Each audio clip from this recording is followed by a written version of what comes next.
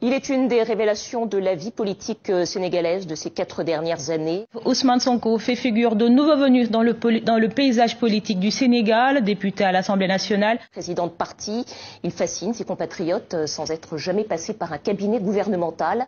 Ousmane Sonko, vos sorties publiques et médiatiques ne laissent personne indifférent. Vous avez affirmé dans une de vos conférences avoir pour ambition de sortir le Sénégal du franc CFA si jamais vous êtes élu. Avec de telles affirmations, vous comprenez pourquoi certains vous traitent d'extrémistes. Ce qui est plus important, c'est pour moi, un acteur politique doit avoir des idées, des opinions, doit avoir un projet et avoir le courage de le défendre. Le minimum d'indépendance de pensée, indépendance d'action, indépendance politique se réalise par le devoir de dire aussi ce que nous pensons. Vous souhaitez sortir notamment du franc CFA. Évidemment, c'est l'autre aspect, c'est le franc CFA, c'est les accords de partenariat économique. Vous pensez que les 14 pays de la zone sont prêts d'un point de vue économique à se passer de cette monnaie?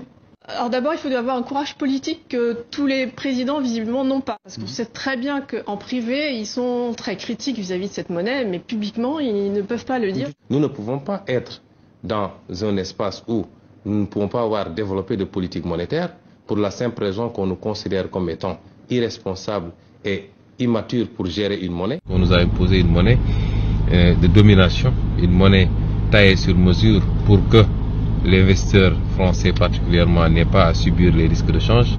Que veulent les dirigeants de la zone? Ils aimeraient se sortir de ce carcan, parce que c'est un carcan pour eux, parce qu'il y a toujours la France derrière qui tient les rênes de La politique d'assistance et d'aide n'a abouti qu'à nous désorganiser, à nous asservir et à nous déresponsabiliser dans notre espace économique, politique et culturel.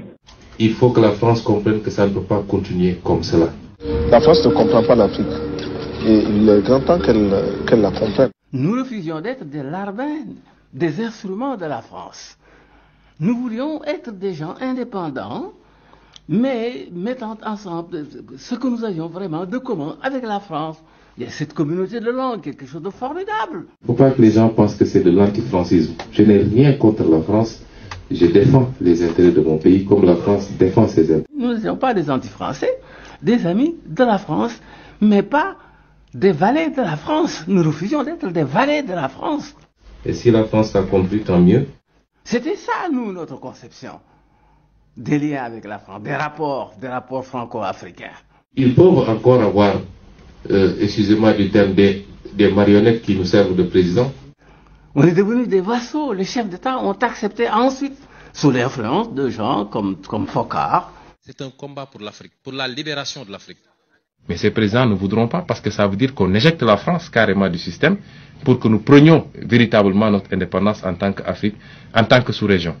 Nous avons choisi de rechercher des formes d'organisation mieux adaptées à notre civilisation, rejetant de manière abrupte et définitive toutes sortes de dictats extérieurs pour créer ainsi les conditions d'une dignité à la hauteur de nos ambitions. La domination, avec la complicité de nos autorités complexées devant l'étranger. Cela doit cesser et ça va cesser.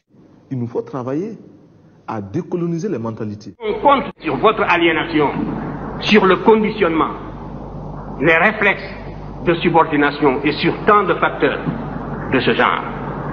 Et si nous ne savons pas nous émanciper d'une telle situation par nos propres moyens, mais il n'y a pas de salut. Nous devons mener le combat qui nous soustraira à la domination des autres hommes et à leur oppression. Ce combat, il faut qu'on le gagne pour nous-mêmes, il faut qu'on le gagne pour l'Afrique, il faut qu'on le gagne pour les générations à venir. Nous ne pouvons pas subir la traite négrière, subir la colonisation et aujourd'hui subir la néocolonisation. L'impérialisme, le néocolonialisme. Tout leader qui ne met pas comme préoccupation principale la réappropriation de notre souveraineté ne peut pas être un modèle pour moi.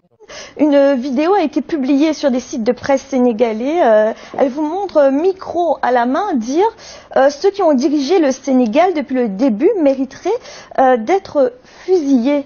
Est-ce que vous regrettez ces propos aujourd'hui? Tant pis si par moment le langage est un peu cassant. Mais c'est le langage de la vérité et la vérité est révolutionnaire. En réalité, nous avons considéré, nous, que par rapport à la situation actuelle du Sénégal, où les jeunes sont en train de mourir dans les océans pour atteindre l'Europe ou dans le désert libyen, où des femmes meurent en accouchant parce que simplement il n'y a pas d'infrastructure sanitaire, où tout manque à tout le monde. Quelquefois, quand on fait le diagnostic et quand on fait le bilan, il y a de quoi être très remonté contre ceux qui ont eu à diriger nos pays, ces pays qui ne manquent d'absolument rien en termes de ressources et de capacités. Parce que notre sol, notre sous-sol sont riches. Nous avons suffisamment de bras et nous avons un marché. Et je considère que il y a eu beaucoup de trahison contre nos peuples, beaucoup de trahison de nos gouvernants. Et pris dans ce contexte-là, c'est de dire qu'ils mériteraient quand même d'être sanctionnés. Mais ce n'est pas dans le sens premier où il faut mettre les gens, les aligner et les fusiller. Que ces gens-là, qui ont l'habitude de ces abus de 1960 à maintenant, comprennent que ce peuple a décidé de prendre son destin en main. Voilà, donc excellent. Voyez-vous, Ousmane Sonko, bon, moi j'ai fait plusieurs vidéos évidemment quand je l'ai connu, parce qu'il était venu, enfin je le connais pas personnellement, mais en tout cas, il est venu pour sa tournée mondiale lors de la campagne électorale au Sénégal, là précédemment.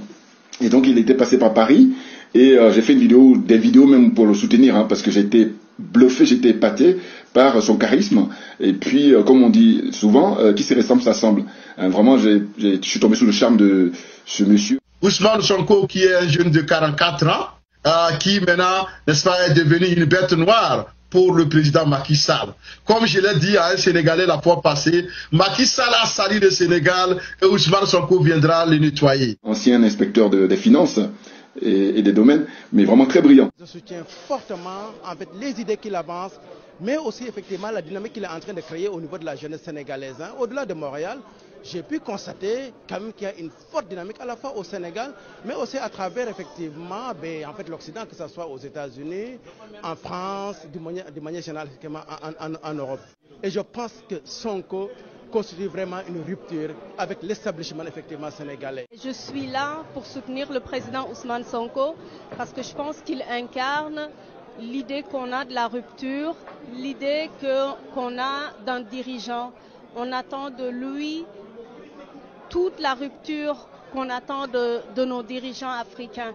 Donc on veut qu'il incarne cela et on a vu en lui les qualités qui permettent de croire qu'il incarne vraiment cette rupture-là.